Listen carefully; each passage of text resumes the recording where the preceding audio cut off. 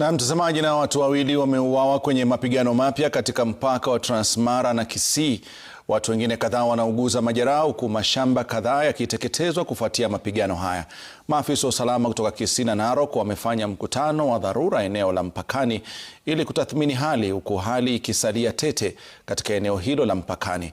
Na kama anavyoripoti Crispin Otieno, wenyeji wameelezea wasiwasi wao kwani shughuli za usafiri na hata huduma muhimu zimetatizwa kwa sasa. Ni kanda ya Mwanagenzi inayoonyesha jinsi mapigano yanavyoendelea katika mpaka wa kaunti ya Kisii na Transmara. Mapigano hayo ambayo yamekuwa yakiendelea kwa muda yakisababisha vifo vya watu wawili. Katika kanda hii, makabiliano makali yakinaswa maeneo ya mpakani, vijana kutoka upande wa Kisii wakiwa wanakabiliana na wenzao kutoka Transmara, kila upande ukiwa umejihami kwa silaha hatari.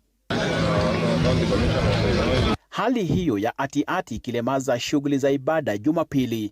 Sasa hata tuko na huzuni jinsi hata hii wakati watoto washafungua shule. Sasa tumeathirika, mboga zetu ziko hapa Manzaini, mboga yetu imeharibikia huko, kila kitu imeharibikia. Mahindi imeharibika, biashara pia imeathirika kabisa. Maafisa wa usalama Kisii na Narok wakilazimika kufanya mkutano wa dharura eneo la Nyabitunwa kutathmini hali hii.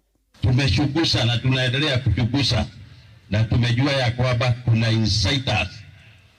insiders kutoka upande wote mbili. Mbona msiwakanya vijana? Mambo ambayo yama mnatengeneza hapa sio mazuri na ifai hata kidogo. Mbona msikanya hawa vijana?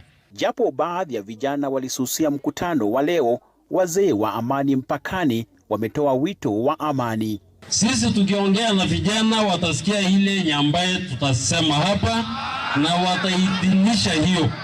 Mapigano ya jamii zinazohusika ulitokana na vita kati ya vijana wawili mpakani waliokuwa waking'ang'ania msichana katika eneo moja la kubugia vileo Nyabitunwa.